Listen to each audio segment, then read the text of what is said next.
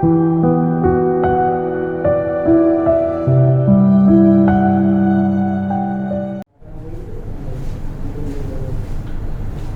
dear students, once again welcome to the chemistry lecture. આપણે લોકો ધોરણ 12 માં ચેપ્ટર નંબર 2 એટલે કે દ્રાવણો શીખી રહ્યા છીએ. એમનો આજે 12મો સેશન છે. લાસ્ટ લેક્ચરમાં આપણે અભિસરણ એટલે શું, અભિસરણ દબાણ એટલે શું અને સેમી પરમિએબલ મેમ્બ્રેન એટલે કે અર્ધ પારગમ્ય પડદો આવી થોડીક નાની નાની વ્યાખ્યાઓ અથવા તો કોન્સેપ્ટ શીખા. પછી અભિસરણ દબાણ માટેનું સૂત્ર પાઈ CRT વાળું સૂત્ર પણ પાઈ B CRT વાળું સૂત્ર પણ મેળવ્યું આપણે. ઓકે, અથવા તો પાઈ WRT/mv. ઓકે, હવે ઈ અભિસરણ દબાણને લગતા એકાદો દાખલો પણ આપણે નાનો કરી નાખ્યો છે. આજે આપણે ઈ અભિસરણ દબાણમાં જ થોડું કોન્સેપ્ટને આગળ વધારવાનો છે. આજે પહેલો ક્વેશ્ચન ઈ છે કે ભાઈ પ્રોટીન અને પોલિમર જેવા બૃહદ અણુ, બૃહદ એટલે કે મોટા અણુ, પોલિમર અથવા પ્રોટીન, પ્રોટીન એટલે એક પ્રકારનો પોલિમર જ છે, બાયોપોલિમર છે, રાઈટ? તો એના જેવા મોટા અણુઓ જે છે એનું આણ્વીય દળ નક્કી કરવા માટે, આણ્વીય દળ શોધવા માટે અભિસરણ દબાણ પદ્ધતિ વધુ વપરાય છે. શા માટે? અભિસરણ દબાણ પદ્ધતિ એટલે કે આપણે જે આણ્વીય દળ ગણતા શીખ્યા એ બધાયમાંથી આપણે શીખ્યા, બરાબર છે? ઈ ઉત્કલન બિંદુ ઉન્નયન હોય તો એના ઉપરથી મેળવવું, બાષ્પ દબાણમાં થતો સાપેક્ષ ઘટાડો હોય તો એના ઉપરથી પણ મેળવવું, ઠાર બિંદુ અવનયન ઉપરથી પણ મેળવવું, અને આ જે અભિસરણ દબાણ છે એના ઉપરથી પણ મેળવવું. મતલબ ચારેક પદ્ધતિઓ તો આપણી પાસે બહુ બેઝિક છે કે જે બધાયમાં આપણે આણ્વીય દળ ગણી શકીએ છીએ.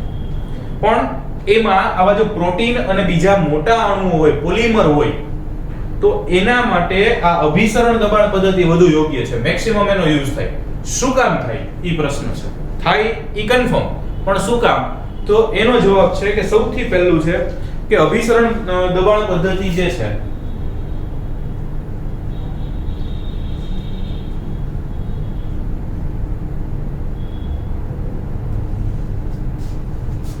એમાં ઓરડાના તાપમાને, એટલે પહેલી સરસ મજાની વસ્તુ ઈ છે કે અભિસરણ દબાણ પદ્ધતિ કરવા માટે તમારે ઊંચું દબાણ ને ઊંચું તાપમાન ને એની કોઈ જરૂર નથી પડતી. ઓરડાના તાપમાને સરસ મજાની પ્રક્રિયા થઈ છે. એટલે પહેલો ફાયદો એ કે ઊંચું તાપમાન લઈ ન જવું પડે. લઈ ન જવું પડે એનો મતલબ કેટલું ફ્યુલ બચે, બળતણ બચે. બળતણ બચે એટલે પૈસાય બચે, પર્યાવરણય બચે. એટલે ઈ તો ફાયદો છે, એમાં કંઈ ગણાવવાનું નથી, ઈ ખાલી આપણે સમજવા માટેનો ફાયદો થયો. પણ ઓરડાના તાપમાને કરી શકાય. તમને બહુ ચોખ્ખી વાત છે, હું તમને કોઈ એક પ્રેક્ટિકલ કરવાનું કહું અને એને એમ કહું કે આપણે ઓરડાના તાપમાને પ્રયોગ કરવાનો છે, અથવા હું તમને એમ કહું કે 150 સેલ્સિયસ તાપમાને એ કરવાનો છે, તો તમારે એ પ્રયોગ કરવા માટે કયો સરળ પડે? તો કે સર ઓરડાના તાપમાન વાળો સરળ પડે ને. ના કોઈ બર્નરની જરૂર પડે, ના એને ટેમ્પરેચર આપવા માટે, મતલબ હીટર, કંઈ પણ વસ્તુની જરૂર ના પડે, બહુ સરળતાથી થાય. તો ઓરડાના તાપમાને થતી પ્રક્રિયા છે. એટલે પહેલો ફાયદો ઈ. શું કામ? શા માટેમાં એક જવાબ એવો કહી શકાય કે ઓરડાના તાપમાન થાય છે. બીજું કે અન્ય પદ્ધતિઓ છે એમાં દબાણનું માપન અને મોલાલિટીને બદલે મોલારિટીનો ઉપયોગ થાય છે.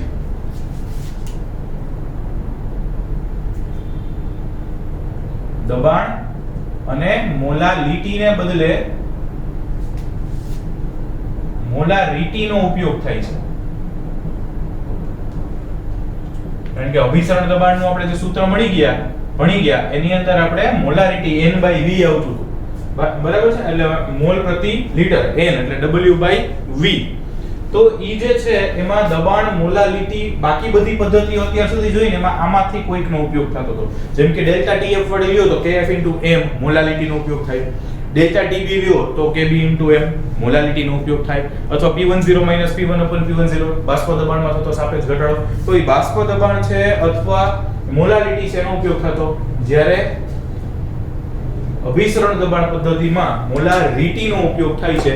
ઈ એનો એક પ્લસ પોઈન્ટ છે. ઓકે, બાકી વિચારીએ બીજો મુદ્દો. તો અભિસરણ દબાણ પદ્ધતિમાં જે મોલારિટીનો ઉપયોગ કરીએ છીએ એનું જ્યારે માપન કરો તો એના અવલોકનોના મૂલ્યો ઊંચા છે. એના અવલોકનોના મૂલ્યો ઊંચા હોય છે.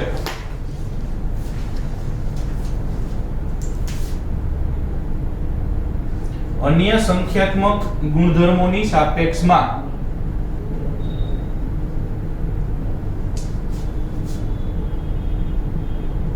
મૂલ્યો ઊંચા મળે છે. ઊંચા મૂલ્યો હોય તો ફાયદો કઈ ખરો કે કેમ? તો કે હા, કારણ કે પોલિમર અથવા તો પ્રોટીન જેવા પદાર્થો છે એ પાણીમાં ઓછા દ્રાવ્ય છે. પાણીમાં દ્રાવ્યતા ઓછી હોય છે અને પાણીમાં દ્રાવ્યતા ઓછી હોય તો એના દ્રાવણ કેવા બનાવે? તો કે મંદ દ્રાવણ બનાવે. અને મંદ દ્રાવણ બનાવે તો એના માટે બાકી બધે બાષ્પ દબાણ માપવું હોય, મોલારિટી માપવું હોય, કાતે તો એ બધું તમે માપવા જાવ ને તો એના મૂલ્યો કેવા મળે? તો કે અતિશય નાના મળે.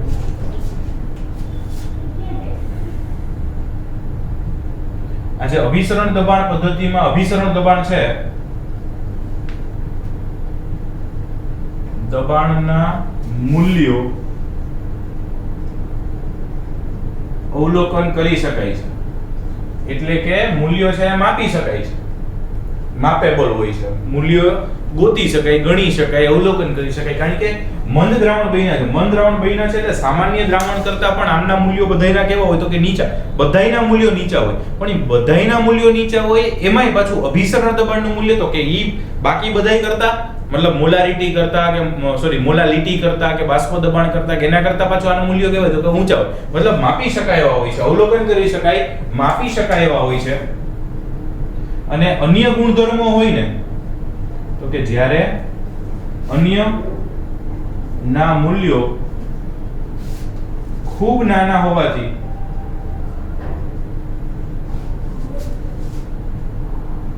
માપન મુશ્કેલ છે. મતલબ મંદ દ્રાવણ લ્યો ને તો એમાં અભિસરણ દબાણનું મૂલ્ય ઊંચું મળતું હોય, બાકી બધાના મૂલ્યો નીચા મળતા હોય. તો એ એટલા નીચા હોય કે એને માપવા અઘરા થઈ જાય. તો પછી એમાં અભિસરણ દબાણ માપવું સરળ પડે. એટલે આ એક મુદ્દો છે કે જેથી કરીને આપણે આવા મૂલ્યોનો અભિસરણ દબાણ પદ્ધતિનો ઉપયોગ કરીએ છીએ આણ્વીય દળ ગણવા અથવા મોલર દળ ગણવા માટે, રાઈટ. અને પછી સૌથી છેલ્લું છે કે પ્રોટીન જેવા, જે પહેલો મુદ્દો આપણે સ્ટાર્ટ કર્યો હતો એ કે ભાઈ પ્રોટીન જેવા પદાર્થો ઊંચા તાપમાને અસ્થાયી હોય છે.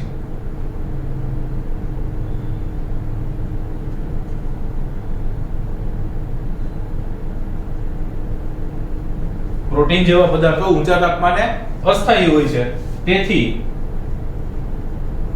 ઓરડાના તાપમાને માપી શકાતી અભિસરણ દબાણ પદ્ધતિ વધુ યોગ્ય છે.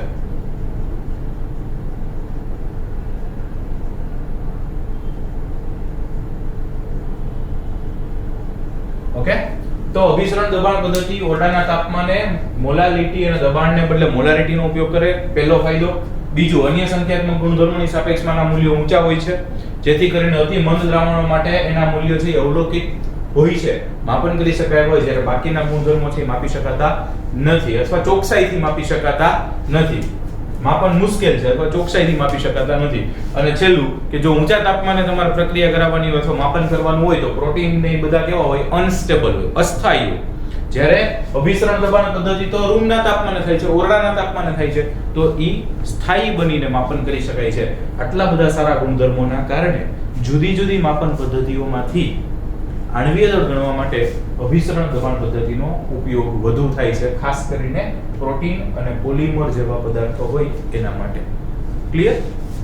આમાં મેં બધું ડિટેલમાં બહુ લખ્યું નથી, મેઇન શબ્દો લખવાનો પ્રયત્ન કર્યો છે.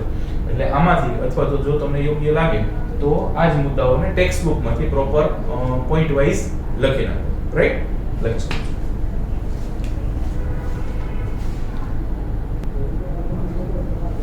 ઓકે મિત્રો, નેક્સ્ટ આપણે થોડી વ્યાખ્યાઓ સમજાવવાની છે. ત્રણેક વ્યાખ્યાઓ છે, એમાંથી પહેલી આપણે સમજાવવાની છે સમઅભિસારી અથવા એને ઇંગ્લિશમાં કહેવાય આઇસોટોનિક. સમઅભિસારી અથવા આઇસોટોનિક એટલે શું? તો કે સરખા અભિસરણ દબાણ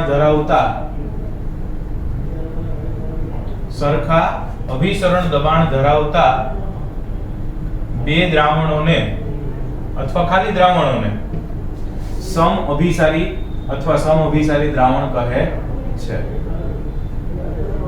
સમઅભિસારી અથવા સમઅભિસારી દ્રાવણ કહે છે, રાઈટ? પછી છે સપોઝ સમઅભિસારી છે એટલે અભિસરણ દબાણ સરખા છે દાખલા તરીકે આપણે એ વાત કરીએ કે ભાઈ આપણે બે પાત્રો છે ને જોડ્યા હતા, ઓકે, આ બે પાત્રો છે ને સપોઝ આપણે જોડેલા છે કોઈ માધ્યમથી, વચ્ચે અર્ધપારગમ્ય પડદો રાખ્યો છે, આ પડદો છે બરાબર, એકમાં આપણે કોઈ એક નામનું દ્રાવણ ભરીએ અને પાત્ર A કહી દઈએ, પાત્ર B માં કોઈ બીજું દ્રાવણ ભરીએ,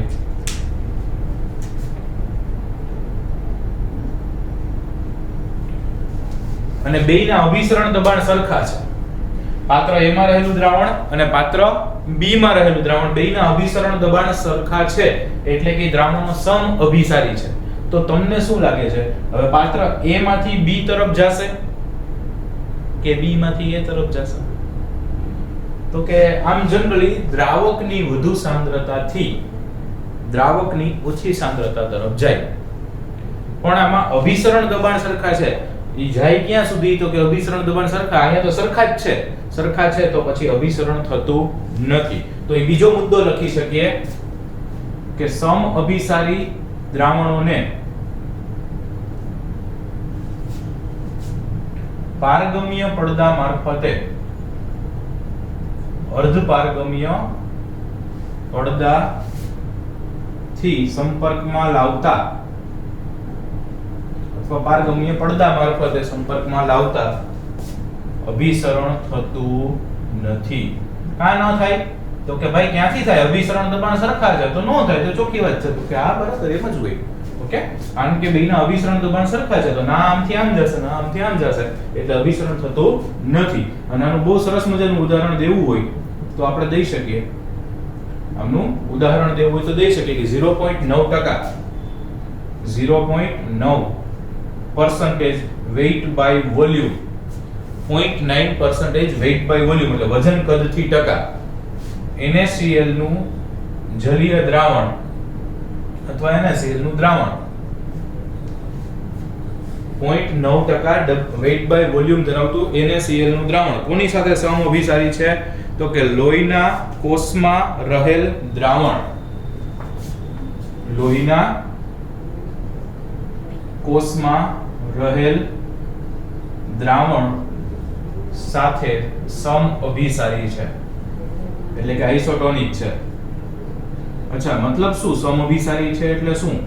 તો કે આપણા લોહીની અંદર જે કોષ હોય એમાં જે દ્રાવણ રહેલું હોય ઈ અને 0.9% weight by volume NaCl નું દ્રાવણ, આ બેયના અભિસરણ દબાણ સરખા. એટલે સપોઝ આમાં મેં 0.9% weight by volume NaCl નું દ્રાવણ લીધું હોય, આમાં લોહીમાં રહેલ કોષમાં જે દ્રાવણ ભર્યું છે ઈ ભર્યું હોય, અને બેયને અર્ધપારગમ્ય પડદાથી જોડો તો અભિસરણ થશે નહીં. આ ખાસ MCQ માટે કામનું છે, ક્યાંક ક્યાંક પૂછી શકાય કે ભાઈ કેટલું આ તે, અને કોઈ પણ ના હોય એ સાંદ્રતા ફિક્સ યાદ રાખવી પડશે કે 0.9% weight by volume ધરાવતું NaCl નું દ્રાવણ છે ઈ લોહીના કોષમાં રહેલ દ્રાવણ સાથે આઇસોટોનિક છે, એટલે કે બેઉના અભિસરણ દબાણ સરખા હોય. ફાઇન. ઓકે, હવે બીજો શબ્દ આટલું લખી શકો છો. ઓકે, બીજી વ્યાખ્યા સમજાવવાની છે અતિ અભિસારી અથવા હાઇપરટોનિક. અતિ એટલે વધુ, અભિસારી એટલે અભિસરણ દબાણ, વધુ અભિસરણ દબાણ અથવા હાઇપરટોનિક એનું ઇંગ્લિશ છે. આપણે નો કહેતા હોય કે ભાઈ એનો નેચર બહુ હાઇપર છે, એ ગમે ત્યારે હાઇપર થઈ જાય. હાઇપર એટલે આમ એકદમ જોરદાર ગુસ્સો આવી જતો એને આપણે હાઇપર કહીએ, રાઈટ? હાઇપર એટલે વધુ, અતિ એટલે વધુ. ટૂંકમાં અભિસરણ દબાણ વધુ હોય એને અતિ અભિસારી અથવા હાઇપરટોનિક કહેવાય. તો વધુ અભિસરણ દબાણ ધરાવતા દ્રાવણને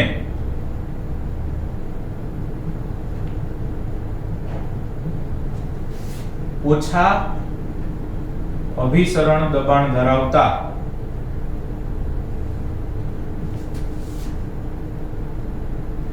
દ્રાવણની સાપેક્ષે હાઇપરટોનિક કહે છે.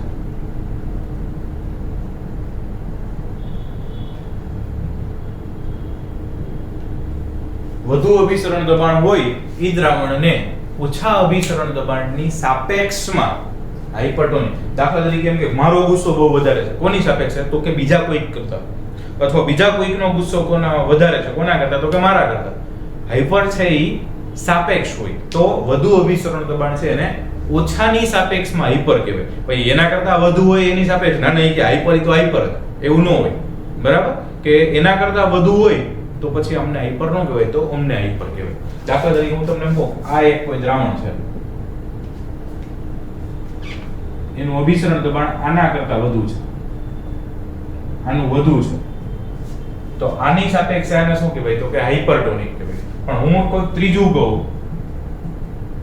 કે આનું તો ભાઈ ભૂકા કાટના કેવું અભિસરણ દબાણ, મતલબ અભિસરણ દબાણ ખૂબ વધારે, તો પછી આને ના નહીં કે આ હાઇપર એકવાર કહી દીધું એટલે એમ ન હોય. આની સાપેક્ષે આ હાઇપર થયું, પણ આ બેયની સાપેક્ષે આ હાઇપર થયું. ક્લિયર? જેનું અભિસરણ દબાણ વધારે હોય એની ઓછાની સાપેક્ષે હાઇપર કહેવાય, અને આની સાપેક્ષે હાઇપર કહેવાય, પણ આની સાપેક્ષે હાઇપર નો કહેવાય. ક્લિયર છે? Okay fine. તો આ અતિ અભિસારી અથવા હાઇપરટોનિક છે. ઓકે, આમાં ઉદાહરણ આપણે આપવું હોય તો બહુ સરળતાથી આપી શકીએ. દાખલા તરીકે આપણે હમણાં સમઅભિસારી માટે એક ઉદાહરણ લખ્યું હતું. શું કોણ કોણ સમઅભિસારી હતું? તો કે 0.9% weight by volume ધરાવતું NaCl નું દ્રાવણ, અને એની સાથે સમઅભિસારીમાં કોણ હતું? તો કે લોહીના કોષમાં રહેલ દ્રાવણ અથવા દ્રાવક. તો લોહીના કોષમાં રહેલ દ્રાવણની સાપેક્ષમાં 0.9% weight by volume વાળું NaCl નું દ્રાવણ છે સમઅભિસારી હતું. ઈ કે સાહેબ બેયમાં હરખા ઉદાહરણ હોય, સમઅભિસારીમાં પણ હજી જો અહીંયા જગ્યા રહી જગ્યામાં કઈ આવશે કે આ બે સમઅભિસારી છે, મતલબ અભિસરણ દબાણ કેટલા છે? સરખા છે. પણ માની લ્યો કે હું આની સાંદ્રતા વધારી દઉં તો આનું અભિસરણ દબાણ વધશે. તો આનું અભિસરણ દબાણ વધશે તો કેમ ભાઈ કે સાંદ્રતા વધારો તો અભિસરણ દબાણ કેમ વધે? અરે યાર, તમને કીધું તું તો ખરા કે પાઈ is equal to CRT.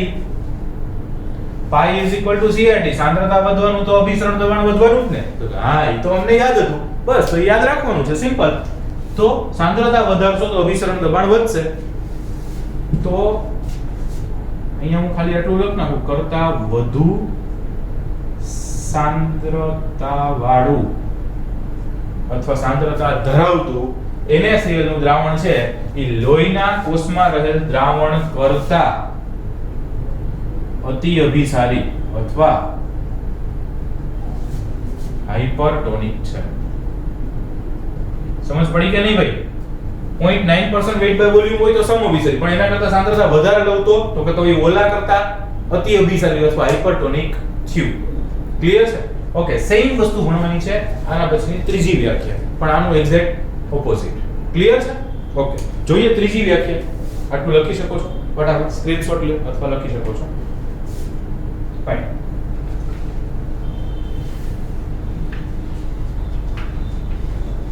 Okay, ત્રીજું આપણે પૂછ્યું છે અલ્પ અભિસારી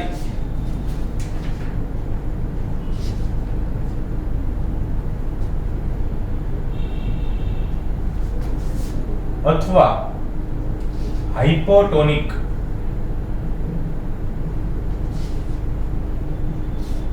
અલ્પ અભિસારી અથવા હાઇપોટોનિક. હવે ઓલામાં શું શબ્દ હતો? અતિ. આમાં શું શબ્દ છે? અલ્પ. અલ્પ એટલે ઓછું, અભિસારી એટલે અભિસરણ દબાણ ઓછું અભિસરણ દબાણ ધરાવતા હોય ને એને હાઇપોટોનિક કહેવાય. હાઇપર એટલે વધુ, હાઇપો એટલે ઓછું. હાઇપર એટલે વધુ, હાઇપો એટલે ઓછું. તો ઓછા અભિસરણ દબાણ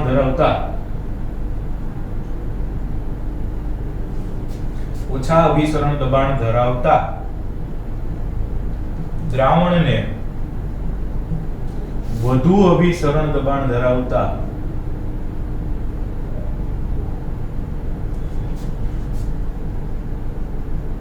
દ્રાવણની સાપેક્ષે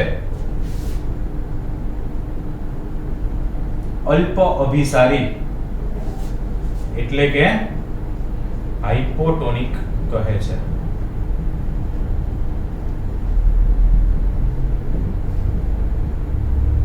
અલ્પ અભિસારી અથવા હાઇપોટોનિક કહેવાય. દાખલા તરીકે હમણાં મેં ઉદાહરણ લીધું કે આ એક પાત્રમાં રહેલું દ્રાવણ છે સપોઝ, અને આ એક પાત્રમાં રહેલું દ્રાવણ છે. આનું અભિસરણ દબાણ વધુ છે, તો આની સાપેક્ષે આને શું કહેતા હતા? હાઇપરટોનિક, અતિ અભિસારી. તો આની સાપેક્ષે આને શું કહેવાય? તો આને કહેવાય હાઇપો. શું કહેવાય આને? હાઇપો. આને કહેતા હતા હાઇપર. જેનું વધુ છે એને હાઇપરટોનિક કહેવાય, જેનું ઓછું છે એને હાઇપોટોનિક કહેવાય. ક્લિયર છે? ફાઇન. તો ઓલું ઉદાહરણ દેવું હોય તો કે અરે સરસ મજાનું દઈ શકીએ. શું? તો કે 0.9% વેઇટ બાય વોલ્યુમ, ઈ એટલું જ હોય તો સમ. એના કરતા વધુ સાંદ્રતા હોય તો કે તો અતિ અભિસારી, અને એના કરતા ઓછી સાંદ્રતા હોય તો કે તો અલ્પ અભિસારી. એટલે 0.9% વેઇટ બાય વોલ્યુમ કરતા ઓછી સાંદ્રતા ધરાવતું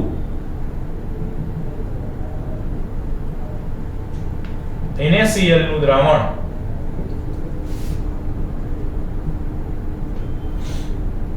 લોહીના કોષમાં રહેલ દ્રાવણની સાપેક્ષે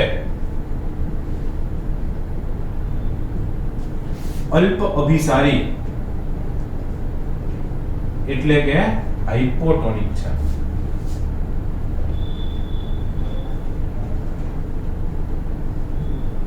ઓકે, તો ઓછું અભિસરણ મતલબ ત્રણ શબ્દો. સરખું હોય તો સમ અભિસારી, જેનું વધુ હોય એ ઓછાની સાપેક્ષે અતિ અભિસારી, જેનું ઓછું હોય એ વધુની સાપેક્ષે અલ્પ અભિસારી. ફાઇન. તો આવા ત્રણ સરસ મજાના શબ્દો આપણે ભણ્યા. એમાંથી સમ અભિસારી વાળા દાખલાઓ બનશે. અભિસરણ દબાણ સરખું હોય એવા દાખલાઓ આવશે, આપણે ગણશું એટલે ખબર પડશે આગળ જતા. રાઈટ? બાકી અલ્પ અભિસારી, અતિ અભિસારી એ માત્ર થિયરી પોર્શન થી કે એમસીક્યુ પોર્શન થી આપણને પૂછાય, એના દાખલા આપણને આવશે નહીં. ફાઇન, લખીશું.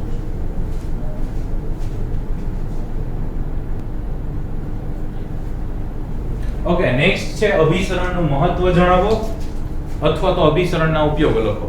એટલે કે આપણે અભિસરણની જે ઘટના ભણ્યા, ઓસ્મોસિસ ભણ્યા છે, એ એક્ચ્યુઅલી ક્યાં કામમાં આવે અથવા એનું મહત્વ શું હોય, ક્યાં ક્યાં ઉપયોગી થયું હોય. બરાબર? તો આવા તો ઘણા બધા ઉદાહરણ છે, અમુક આપણે સમજાવવામાં પણ લઈ લીધા છે ઓલરેડી લાસ્ટ લેક્ચરમાં, પણ આમ છતાં પણ આપણે ઉદાહરણ આપી શકીએ. કરમાયેલા ફૂલ હોય, નિસ્તેજ થઈ ગયેલા કરમાઈ ગયેલા ફૂલ હોય, એટલે સાવ પછી કરમાઈ ગયા નહીં, પણ થોડા કરમાઈ ગયેલા ફૂલ હોય, એને તાજા પાણીમાં મૂકવામાં આવે. કરમાયેલા ફૂલને તાજા પાણીમાં મૂકતા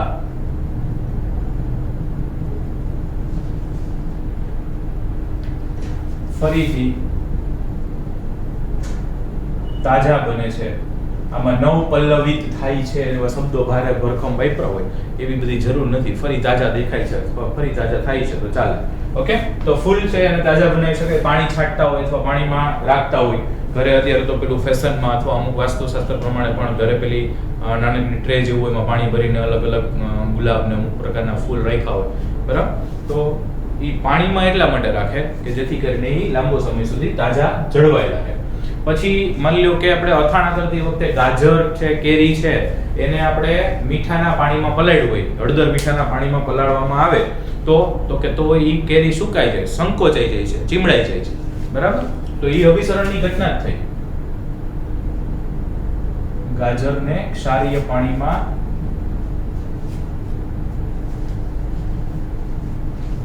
પલાળતા તે સંકોચાઈ જાય છે.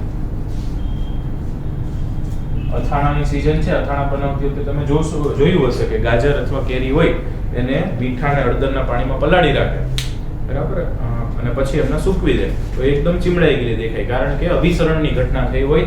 ઓછા સાંદ્રતાથી વધુ સાંદ્રતા ધરાવતા દ્રાવણમાં દ્રાવકનું વહન થાય. મતલબ કેરીની અંદર, ગાજરની અંદર એક સાંદ્રતા હશે અને બહાર આપણે વધુ સાંદ્ર દ્રાવણ લીધું, તો દ્રાવક કેરી કે ગાજરની અંદરથી દ્રાવણમાં જતું રહે, એટલે અંદરથી પાણી ગુમાવી દે, દ્રાવક ગુમાવી દે, એટલે એ સંકોચાય છે.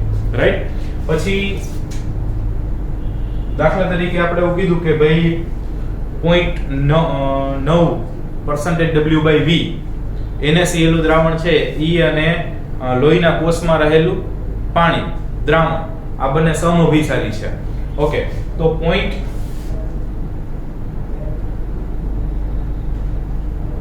ધરાવતા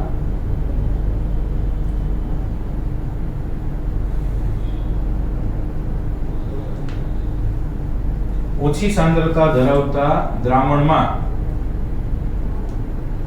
NaCl ના દ્રાવણમાં લોહીના કોષોને મૂકતા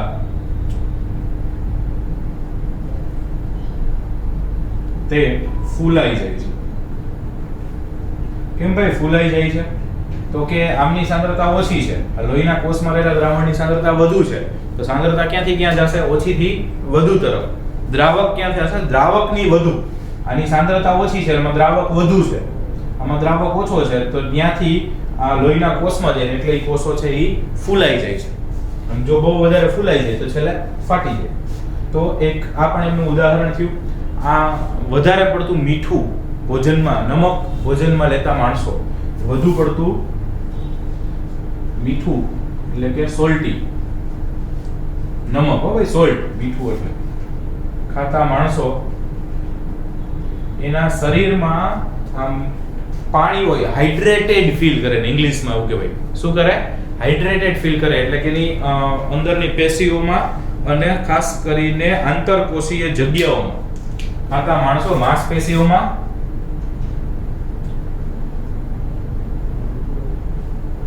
અને આંતર જે જગ્યાઓ હોય શરીરમાં એમાં ટૂંકમાં હાઇડ્રેટેડ, એને એમ થાય કે ના પાણી ભરાયેલું છે, મારું શરીરમાં તાજગી છે, એવો અનુભવ કરતા હોય છે. જો કે વધુ પડતું મીઠું ખાવું સ્વાસ્થ્ય માટે હાનિકારક છે, એટલે એ પ્રોપર નથી, પણ આવું એ લોકો ફીલ કરતા હોય છે. કારણ કે અધૂરું રહી ગયું ને વાક્ય. માંસપેશીઓમાં અને આંતરકોષીય જગ્યાઓમાં, આંતરકોષીય જગ્યા એટલે કોષની વચ્ચે જગ્યાઓ, એમાં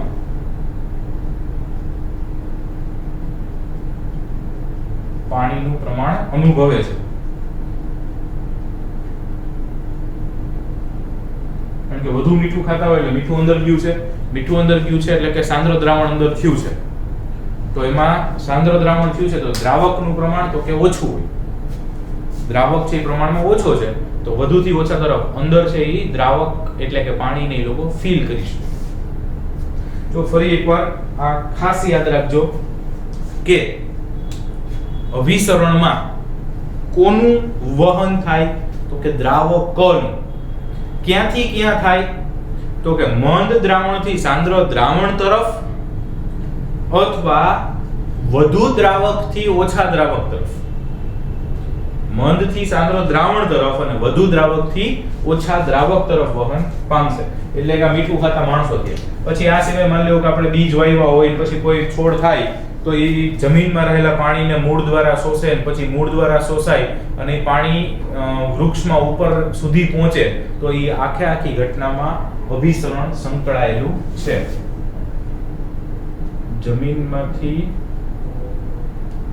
મૂળ દ્વારા પાણી શોષાય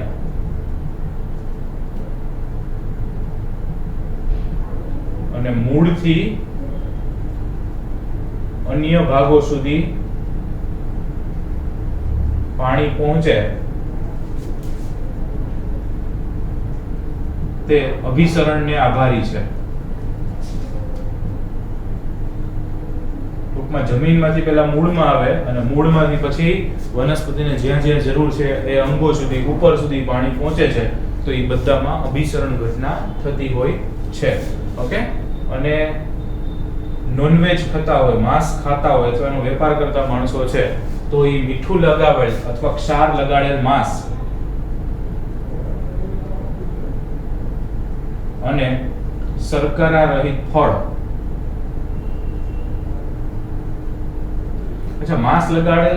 ક્ષાર લગાડેલ માંસ, તો એ જે માંસ છે, માંસ એની ઉપર ક્ષાર લગાડ્યું છે એટલે ઉપર સાંદ્રતા વધુ છે, અંદર સાંદ્રતા ઓછી છે. અચ્છા, અંદર સાંદ્રતા ઓછી છે એટલે અંદર દ્રાવકનું પ્રમાણ તો કે વધુ છે, તો દ્રાવક અંદરથી બહાર આવશે એટલે પાણી ગુમાવશે.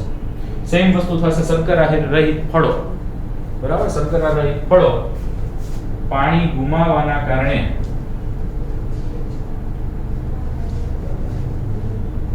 સંકોચાઈ જાય છે. પાણી ગુમાવવાના કારણે સંકોચાઈ જાય છે અને મરી જાય છે. એટલે મરી જાય છે એટલે ટૂંકમાં ડેથ થઈ જાય, એમ લાગે એકદમ ચીમડાઈ ગયું છે, બગડી ગયો છે એ માંસ અથવા તો ફળ, બરાબર, તો એ એના કારણે થાય. તો આટલા બધા ઉપયોગ. હજી તો તમારે આપણે કાળી દ્રાક્ષનું એક ઉદાહરણ આપ્યું હતું, એને તમે પાણી મૂકો, પલાળીને પીવો, બદામને પાણી પલાળીને, એ બધી અભિસરણની ઘટનાઓ એમાં થતી હોય છે. તો આપણે અહીંયા ઉદાહરણ આપ્યું, ફૂલને તાજા કરવાનું, ગાજર છે સંકોચાઈ જાય મીઠાના પાણીમાં, 0.9% W/V NaCl ના દ્રાવણ કરતા ઓછી સાંદ્રતામાં તમે લોહીના પોષણ ડુબાડો તો પોતે ફૂલાઈ જાય છે. વધુ મીઠું ખાતા લોકો છે એ માંસપેશીઓમાં અને આંતરકોષીય જગ્યાઓમાં પાણી અનુભવે છે. જમીનમાંથી મૂળ દ્વારા અને મૂળથી અન્ય ભાગો સુધી પાણી પહોંચે એમાં પણ અભિસરણ કામ કરતું હોય. અને ચાર લગાડેલ માંસ અને શર્કરા રહિત ફળોમાં પણ અભિસરણ ઘટનાના કારણે એ પાણી ગુમાવે અને છેલ્લે સંકોચાઈ જાય છે, મરી જાય છે ફ્રૂટ માણસોની. ઓકે, તો આ બધાના ઉદાહરણ છે. જે એકાદું બારનું ઉદાહરણ તમે આ દ્રાક્ષ, કાળી દ્રાક્ષ વાળું લખો ચાલે, એમાં કોઈ ઇશ્યુ નથી. એવું જરૂરી નથી કે આ જ પાઠ લખો. ઓકે, લખી શકો છો.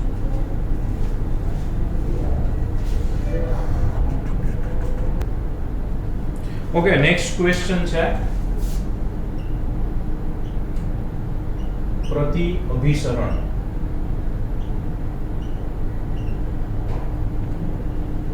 પ્રતિ અભિસરણ એટલે એને કહેવાય રિવર્સ ઓસ્મોસિસ.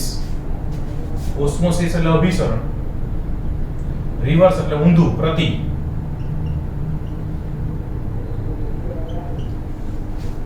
ઓકે, એટલે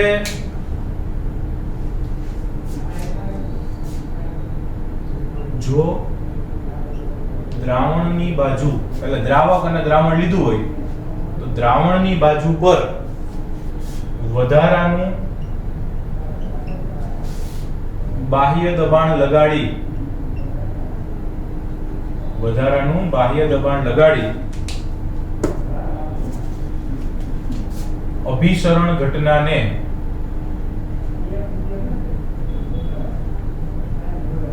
અટકાવી શકાય. એટલે વધુ બાહ્ય દબાણ લગાડો તો અભિસરણ દબાણ અટકાવો, એને અભિસરણ દબાણ કહેવાય. પણ એને ઉલટાવી નાખો, અભિસરણ ઘટના છે ને ઉલટાવી નાખો, અભિસરણ ઘટનાની બદલે અભિસરણની દિશા ઉલટાવી શકાય તો તેને પ્રતિ અભિસરણ કહે છે. ટૂંકમાં અભિસરણ થતું હતું ને એનાથી ઉલટું, એને પ્રતિ અભિસરણ કહેવાય, રિવર્સ ઓસ્મોસિસ કહેવાય. એટલે કે અભિસરણ ક્યાંથી ક્યાં થતું હોય. દાખલા તરીકે આપણે બે પાત્ર લીધા છે અને ઈ બે પાત્રને અર્ધપારગમ્ય પડદાથી જોડ્યા છે. આ એક બાજુનું પાત્ર, આ બીજી બાજુનું પાત્ર, રાઈટ. આમાં સપોઝ દ્રાવક છે ખાલી અને આની અંદર દ્રાવણ છે.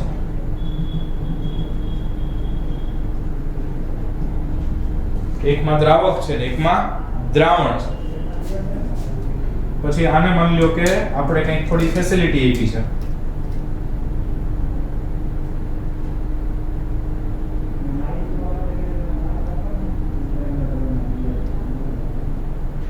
આ એક્ચ્યુઅલી વધારાનું જો પાણી આવે તો એ બહાર જવાનો માર્ગ છે. વધારે પાણી આવે, દ્રાવક વધી જાય અથવા ખાલી પાણી છે એવું કહી દો તો એ બહાર જવાનો માર્ગ છે. અને આ બાજુથી શું છે તો કે આમાં દબાણનું એડજસ્ટમેન્ટ કરવા માટે એક પિસ્ટનની વ્યવસ્થા કરી છે સપોઝ અહીંયા. ઓકે, તો આવી રીતે દ્રાવક અને દ્રાવણને અથવા પાણી અને ક્ષારીય પાણી એમને અર્ધપારગમ્ય પડદાની મદદથી જો જોડવામાં આવે. હવે આ અર્ધપારગમ્ય પડદો છે, સેમી પરમિએબલ મેમ્બ્રેન છે, SPM. એ જનરલી કોઈ એક યોગ્ય આધાર પર સેલ્યુલોઝ એસિટેટની ફિલ્મ છે. કોઈ એક યોગ્ય આધાર પર ગોઠવેલ સેલ્યુલોઝ એસિટેટની ફિલ્મ હોય.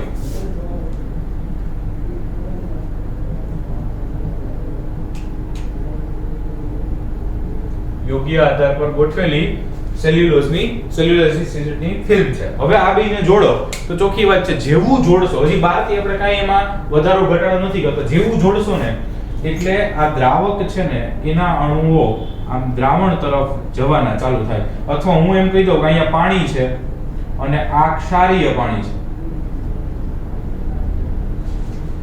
ઓકે, તો આ પાણી છે એની વધુ દ્રાવક સાંદ્રતાથી ઓછી સાંદ્રતા તરફ અથવા દ્રાવકથી દ્રાવણ તરફ વહન પામવા માંડે, પાણીના અણુઓમાંથી પસાર થઈને આ બાજુ જવા માંડે દ્રાવણમાં, એને અભિસરણ કહેવાય. હવે અહીંથી આપણે પિસ્ટન મારફતે આમનું દબાણ વધારીએ, દબાણ વધારીએ એટલે ધીમે ધીમે અભિસરણ બંધ થઈ જાય. અભિસરણ ઘટના સ્ટોપ કરી હજી આમાંથી આ જાતા અટકાવ્યા, તો ઈ જેટલું દબાણ થયું એને કહેવાય એનું અભિસરણ દબાણ પાય. અભિસરણ અટકાવવા માટે લગાડવું પડતું દબાણ એને કહેવાય અભિસરણ દબાણ પાય. પણ એટલું અભિસરણ દબાણ આપી દીધું એટલે હવે આમાંથી આમાં ક્યાંય એકે બાજુ જાતા નથી. હજી આમનું દબાણ વધાર્યું અને હજી દબાણ વધાર્યું, પિસ્ટનને હજી નીચે લાવ્યા તો આમાં દબાણ વધ્યું, તો હવે આ બાજુ દબાણ વધી ગયું છે તો એ બાહ્ય દબાણ હેઠળ ઊંધું આવવાનું ચાલુ કરે, દ્રાવણથી દ્રાવક તરફ આવવાનું ચાલુ કરે, એટલે કે ક્ષારીય પાણીમાંથી પાણી છે ઈ આ સાઈડ આવવાનું ચાલુ કરે, એટલે ઈ અભિસરણ કરતા ઉલટી ઘટના થઈ એટલે એને કહેવાય પ્રતિઅભિસરણ, રિવર્સ ઓસ્મોસિસ. અને આ પાણીના શુદ્ધિકરણની એક બેસ્ટ પદ્ધતિ છે. આપણે ઘરે બધાય આરઓ યુઝ કરીએ છીએ. ઈ આરઓ એટલે આરઓ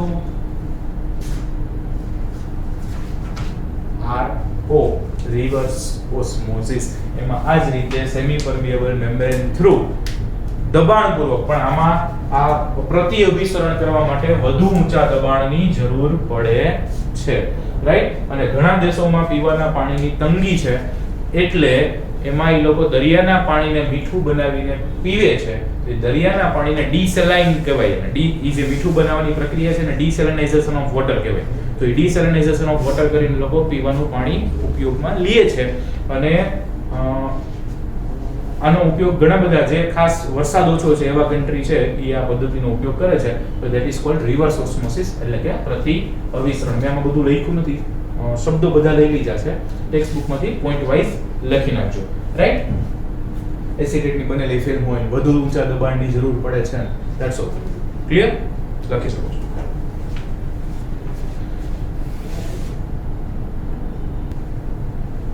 ઓકે, હવે આપણી પાસે એક ટોપિક છે.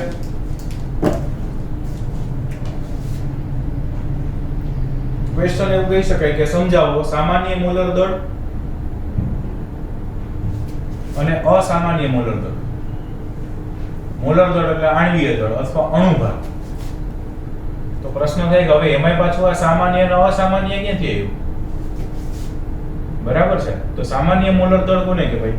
તો કે જે યોગ્ય મપાતું હોય, માપન યોગ્ય થતું હોય, મૂલ્ય સાચું મળતું હોય, સામાન્ય થયું. જનરલી આવું હોવું જોઈએ. આપણે શબ્દ વાપરતો એ જનરલી એટલે સામાન્ય.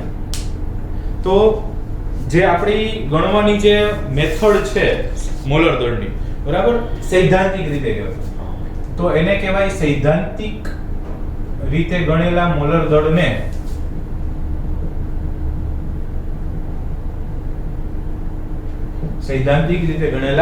દળને સામાન્ય મોલર દળ કહે છે.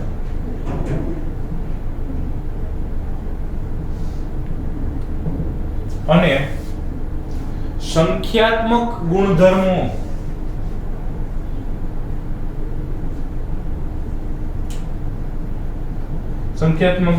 એટલે બાષ્પ દબાણમાં થતો ફેરફાર, ઉત્કલન બિંદુ, ઉન્નયન, ઠાર બિંદુ, અવનયન અને અભિસરણ દબાણ, આ બધા સંખ્યાત્મક ગુણધર્મો છે.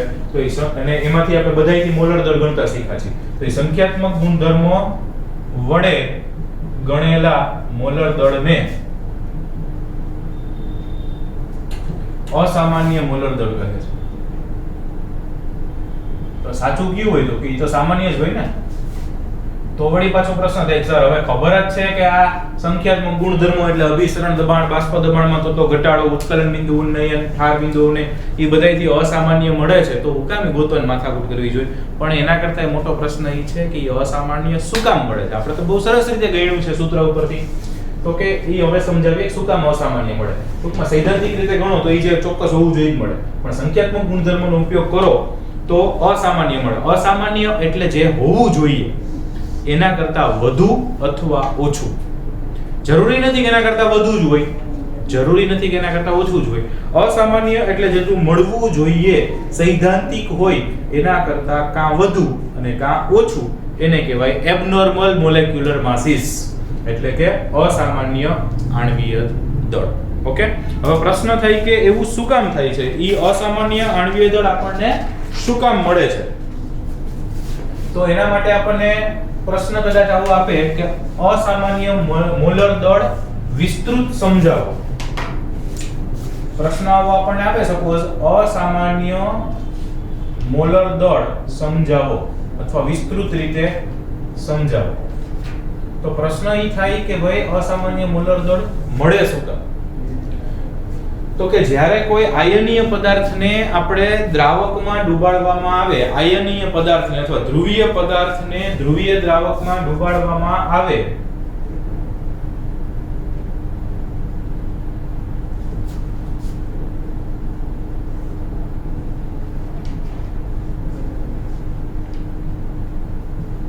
તે પદાર્થ આયનીકરણ પામે છે, તેથી કણની અથવા આયનની સંખ્યા વધે છે. હવે સંખ્યાત્મક ગુણધર્મો ઉપરથી ગણ્યું હોય તો ચોખ્ખી વાત છે કે એ સંખ્યા આપણે ફિક્સ રાખી હોય. હવે પદાર્થ આપણે દાખલા તરીકે પાણીમાં NaCl ઓગાળો, દાખલા તરીકે પાણીમાં NaCl ને ઓગાળતા બે આયનો Na+ અને Cl- ઉત્પન્ન થાય છે. તેથી આયનની સંખ્યા કેવી થઈ જાય છે?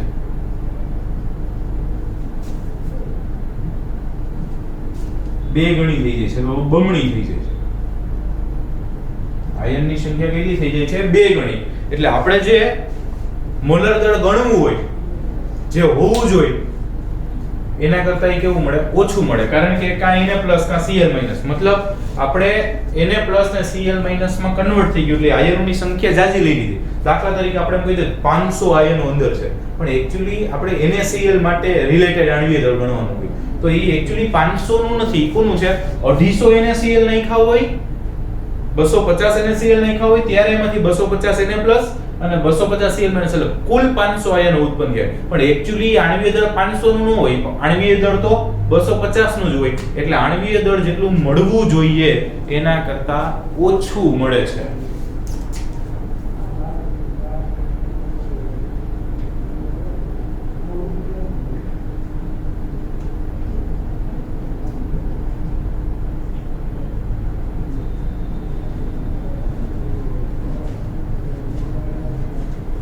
કારણ કે જે ગણી આવે એમ કે 500 આયનનું છે, પણ એક્ચ્યુઅલી હોય કોનું? 250 નું હોય. બરાબર છે? એનો મતલબ કે મળવું જોઈએ એના કરતા ઓછું મળે છે. કારણ કે 500 માટે 250 નું મળ્યું હોય, 500 ને વિભાજિત કરી નાખો, બરાબર, એટલે ઈ પ્રમાણમાં ઓછું મળે છે. હકીકતે હોય વધારે તો ઈ ઓછું મળે છે, એટલે સામાન્ય મળતું નથી. તો એક વિયોજનના કારણે ન મળે. બીજું, અમુક વખતે એવું થાય કે કોઈ દ્રાવકમાં દ્રાવ્ય પદાર્થને ઓગાળતા ઈ સુયોજન પામતા હોય. કેટલીક વખત દ્રાવ્યના અણુઓ દ્રાવકમાં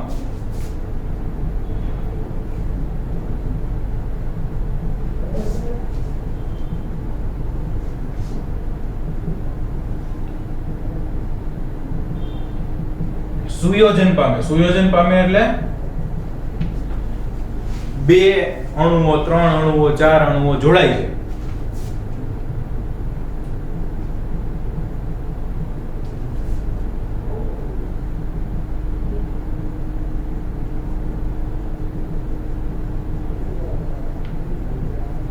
બે અણુ જોડાઈ ગયા હોય એટલે આપણે આણ્વીય દળ માપીએ. હવે એક્ચ્યુઅલી આપણે આણ્વીય દળ માપતા હોય એના કરતા એ કોનું માપે તો કે બે અણુ જોડાઈ ગયેલાનું માપીએ. એટલે મળવું જોઈએ એના કરતા એ કેવું મળતું હોય તો કે વધારે મળતું હોય. તેથી આણ્વીય દળ અથવા મોલર દળ મળવું જોઈએ અથવા સામાન્યથી વધુ મળે છે. અહીંયા ઓછું મળતું હતું, અહીંયા વધુ મળે. ટૂંકમાં કાં ઓછું કાં વધારે, તો એને કેવું કહેવાય? અસામાન્ય આણ્વીય દળ કહેવાય. દાખલા તરીકે આનું ઉદાહરણ આપવું તો આપણે આપી શકીએ. આમનું આપણે ઉદાહરણ બહુ સરસ રીતે આપી શકીએ કે ઇથેનોઇક એસિડને બેન્ઝીનમાં દ્રાવ્ય કરતા, ઇથેનોઇક એસિડને બેન્ઝીનમાં દ્રાવ્ય કરતા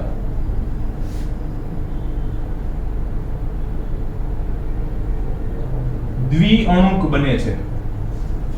દ્વિઅણુક બને છે એટલે તો કે બબે ઇથેનોઇક એસિડના અણુઓ જોડાઈ જાય એટલે આણ્વીય દળ મળવું જોઈએ એના કરતા ડબલ મળે, કારણ કે બે ઇથેનોઇક એસિડના અણુનું મળવું જોઈએ એના કરતા ડબલ મળે છે. તો ઈ એનું ઉદાહરણ છે ઇથેનોઇક એસિડ ને બેન્ઝીનમાં. આમાં આપણે ઉદાહરણ ઓલરેડી આપ્યું છે. ટૂંકમાં કહું તો વિયોજન કે સુયોજન થાય, વિયોજન કે સુયોજન થાય, આયનીકરણ અથવા વિયોજન શબ્દ અને આમાં સુયોજન શબ્દ, એના કારણે આણ્વીય દળ મળવા જોઈએ એના કરતા જુદા મળે છે, એને અસામાન્ય આણ્વીય દળ કહેવાય છે. પણ પ્રશ્ન થાય સર એ અસામાન્ય આણ્વીય દળ મળે ઈ ગોઈતા પછી એમાં સુધારો કરવાનો કાંઈ આપણી પાસે રસ્તો ખરા? તો કે હા. અને સુધારો કરવાનો રસ્તો એટલે વોન્ટ ઓફ અવયવ. સુધારો કરવાનો રસ્તો એટલે વોન્ટ ઓફ અવયવ, અને એ વોન્ટ ઓફ અવયવ છે એ અને એમાં થતો સુધારો અને એમાં બાકી રહેતા આના દાખલાઓ આપણે નેક્સ્ટ લેક્ચરમાં જોશું. આજ પૂરતું આટલું.